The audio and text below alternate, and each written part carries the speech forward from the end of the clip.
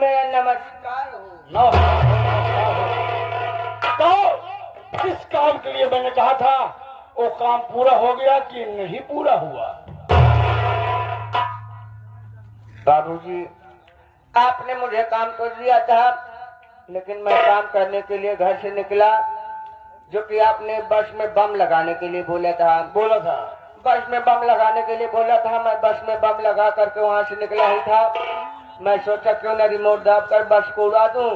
इतने में आया साला कुत्ता, मुँह दिया, बम खराब हो गया। कोई भी काम सोचता हूँ तो पूरा नहीं करते हो, अधूरा करते हो।